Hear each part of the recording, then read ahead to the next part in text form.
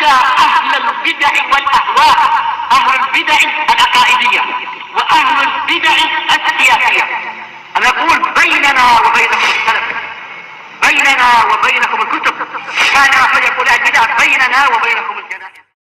Bismillahirrahmanirrahim. Qala Syekh Abdullah Al-Bassam rahimahullahu ta'ala, Al-ahkamul mustanbatah minal hadis, hukum-hukum yang kita ambil faedahnya dari hadis ini. Al-awwal jawazus sahwi minal anbiya alaihimussalam, boleh nabi itu lupa fi af'alihim al-balaghiyah, di dalam perbuatan-perbuatan mereka yang bersifat balaghiyah, yang bersifat penyampaian. Walaupun ini terjadi khilaf, sebagian ulama mengatakan apa? Ulama usuliyun, dalam masalah tablighur risalah tidak mungkin nabi itu lupa dan keliru. Yang lain mengatakan boleh jadi ketika menyampaikan ilmu itu keliru atau lupa, tapi langsung Allah perbaiki, dan itu yang lebih benar, karena kenyataan menunjukkan demikian. Ketika terjadi apa? Terjadi dialog antara nabi dengan orang Quraisy. Disuruh untuk apa? Orang Quraisy disuruh oleh ahlul kitab untuk coba tanya pada Muhammad tentang kisah Ashabul Kahf. Rasul langsung menjawab apa? Besok aku kasih tahu. Ternyata apa? Allah Ta'ala memberikan peringatan pada Rasulnya sampai setengah bulan. Ayat itu tidak turun, baru kemudian turun surat Al-Kahf. Padahal ini prosesnya adalah proses tablighur risalah. Demikian pula dalam beberapa case yang lain yang sedikit, bukan case yang banyak. Dan juga contoh yang lain adalah Nabi Adam sendiri, walaupun bukan kisah tabligh, tapi secara umum adalah apa? Nabi itu mungkin untuk lupa. Sebagaimana hadis di Sahih Musnad, hadis Abi Hurairah, fanasiya Adam wa nasiya dzurriyyatuh wa jahada Adam wa jahada dzurriyyatuh. Nabi Adam lupa sehingga keturunannya juga lupa, dan keturunan juga lupa. Nabi Adam menentang apa yang beliau ucapkan dulu, maka keturunannya juga seperti itu, menentang apa yang pernah mereka ucapkan. Dalam artian ini karakter manusia, karena lupa akhirnya menentang perkara yang dulu pernah dia sebutkan. Ini wajar karena kita masih manusia, punya kelupaan. Dan juga contoh yang pernah kita lewati, kisah siapa itu? Kisah Nabi Sulaiman, yang apa itu? Beliau tidak mengatakan insya Allah ketika hendak mendatangi 100 istrinya itu. Walaupun niatnya baik, tetapi subhanallah, peringatan Allah sangat keras. Niatnya baik, beliau bersumpah, aku akan menggauli istriku 100 istri dalam satu malam, dan semuanya akan melahirkan penunggang kuda fisabilillah. Niatnya baik. Tetapi kemudian malaikat Jibril mengatakan kul insya Allah. Ternyata beliau tidak mengucapkan insya Allah. Ternyata tidak ada satupun yang melahirkan, kecuali satu wanita melahirkan, itu pun setengah manusia saja. Padahal Nabi Sulaiman adalah sangat disayang oleh Allah. Tetapi memang apa? Peringatan itu Allah Ta'ala berikan. Bagaimana dengan yang derajatnya jauh di bawah derajat kenabian? Tentunya kita memang harus banyak-banyak mohon ampun kepada Allah. Tayyibqal illa annahum la yuqarruna alaih. Hanya saja para rasul, para nabi itu tidak dibiarkan dengan kelupaannya tadi, langsung diperbaiki, diingatkan dan sebagainya pada waktu yang Allah inginkan. Amal aqwalul balaghiyah, adapun ucapan-ucapan yang bersifat penyampaian, fasahwu fiha mumtani'un alal anbiya. Di sini beliau membedakan antara apa? Perbuatan, yaitu amalan untuk menyampaikan risalah, dan ucapan di dalam penyampaian risalah. Adapun dalam ucapan ketika menyampaikan risalah, maka ini mustahil untuk para nabi. Wa nuqila fi dzalikal ijma', dan dinukilkan tentang masalah itu kesepakatan para ulama. Yaitu ketika menyampaikan wahyu, jelas betul-betul beliau menyampaikan wahyu, itu tidak mungkin beliau lupa. Yang kedua, al-hikamu wal asrarul lati tatarattabu ala hadas sahu.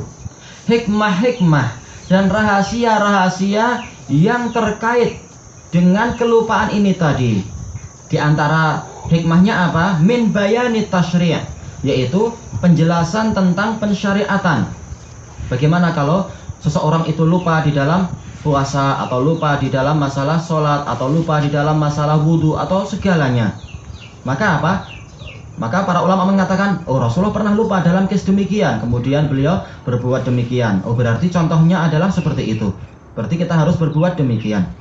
Wa takhfifu anil ummah, Dan Allah Ta'ala memberikan keringanan kepada umat ini bil afwi anin nisyani minhum, dengan dimaafkannya orang yang lupa, dimaafkannya kelupaan dari mereka. Kalau lupa dimaafkan.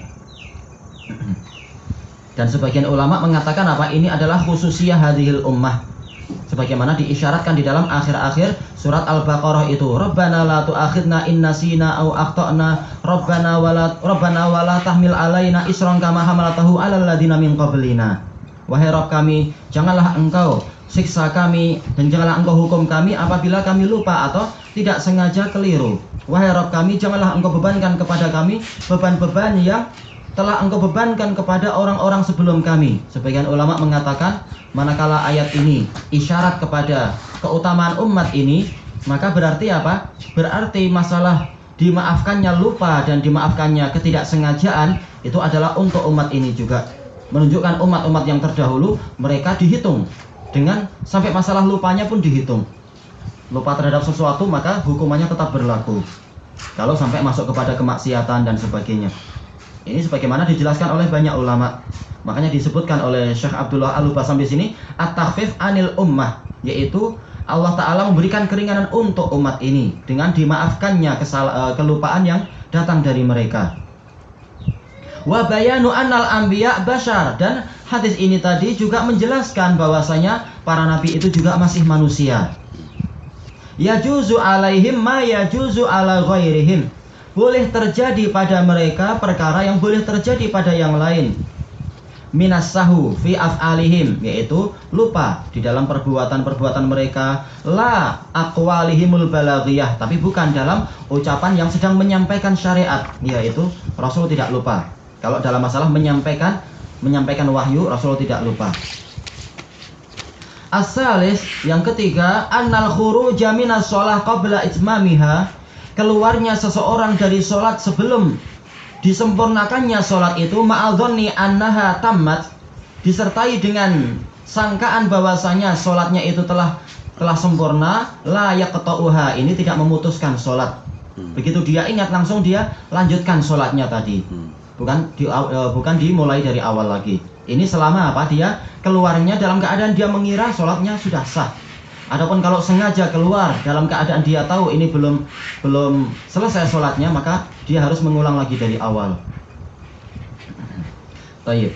Bal yajuzul bina'u 'alaiha, bahkan boleh untuk kita membangun di atas sholat yang telah lalu. Wa itmamu an-naqisi minha, boleh kita menyempurnakan apa yang kurang darinya. Ar-rabi' annal kalama fi sulbis sholah, bahwasanya bicara-bicara, yaitu pembicaraan manusia di tengah-tengah sholat, minan nasi, dari orang yang lupa, la yubtiluha, ini tidak membatalkan sholat. Khilafan liman abtalaha bidzalika minal ulama, berbeda dengan pendapat sebagian ulama yang mengatakan ini membatalkan sholat. Padahal orang lupa, namanya lupa itu dimaafkan. Kenapa? Posisi lupa itu hampir sama dengan posisi tidak tahu. Sementara untuk orang yang tidak tahu kemudian dia bicara, dia dimaafkan. Sebagaimana di dalam hadis siapa itu? Muawiyah ibn al-Hakam as-Sulami, yang dia bicara-bicara dalam sholat itu, sementara dia tidak tahu. Waqad takallama fiha dzul yadain wan nabi sallallahu alaihi wasallam wa ba'dul musallin. Sementara dalam kes tadi, hadis siapa? Hadis Abi Hurairah. Hadis Abi Hurairah dan hadis siapa? Ya, hadis Abi Hurairah nih.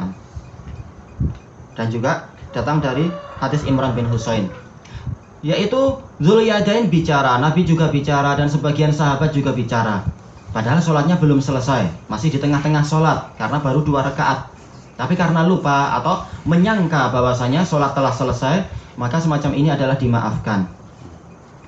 Tayyib. Al-khamis, yang kelima, sihhatu bina'i ma turika minas sholah ala awwaliha, sahnya kita membangun apa yang kita tinggalkan dari sholat kita bangun dari awalnya. Maksudnya kalau awalnya sudah 2, kita bangun di atasnya, tinggal tambah 2 lagi. Lau talal fasal, sekalipun pemisahnya itu panjang, barangkali 1 jam 2 jam, tapi karena lupa, tidak sengaja dia. Wa kadzalika lau nasiyas sujud, begitu pula kalau dia itu lupa sujud, wa fa'ala ma yunafis shalah min kalamin wa ghairih, dan dia mengerjakan perkara yang meniadakan sholat berupa ucapan dan yang lain-lain. Faqad sabata fi shahihain, telah pasti dalam Sahihain an Ibnu Mas'udin radhiyallahu anhu anin Nabi SAW annahu sajada ba'da salam wal kalam. Bahwasanya Nabi SAW itu sujud setelah salam dan setelah bicara. Ya, telah kita lewati dalam Bulughul Maram. Rasulullah apa itu? Lupa satu sujud dan satu duduk, langsung beliau berdiri. Yaitu beliau tidak lupa sujud, tetapi apa? Lupa duduk tasyahud awal, langsung berdiri. Maka beliau tidak membatalkan sholat dan tidak menambahi, tapi sujud sahwi saja. Taib. Ilahuna wallahu ta'ala a'lam. Yang sujud sahwi itu ada perbezaan kan? Yang mana sujud sahwi sebelum kita salam dengan sujud sahwi selepas kita salam. Disebutkan oleh Al-Baihaqi di dalam As-Sunanul Kubra bahwasanya semuanya sah, boleh di dalam salam, boleh di akhir, sebelum salam, boleh setelah salam. Tetapi kalau dari sisi keutamaannya, maka yang lebih utama kalau kita betul-betul lupa, betul-betul ragu tanpa ada yang mampu kita pastikan, tanpa kita mampu menduga ini atau kurang ataukah lebih, tapi betul-betul kita ragu, yaitu khamsin, maka dia adalah sebelum salam. Sujudnya adalah sebelum salam. Tapi kalau kita itu sengaja memberikan tambahan, yaitu mungkin kita lupa dan sebagainya, kemudian kita ragu, kemudian apa? Tambah aja 1 rakaat, maka kita hendaknya apa? Menjadikan sujudnya itu setelah salam. Adapun kalau kurang, memang kita ada dugaan besar, ini kurang ini, maka hendaknya apa? Kita lengkapi, kemudian kita sujudnya adalah sebelum salam. Itu kesimpulan yang disebutkan oleh Syekhuna Yahya hafizahullah taala di dalam Daras As-Sunanul Kubra, As-Sunanus Sughra. Wallahu a'lam. Subhanakallahumma wa bihamdika la ilaha illa anta astaghfiruka wa atubu ilaik. Alhamdulillahirabbil alamin.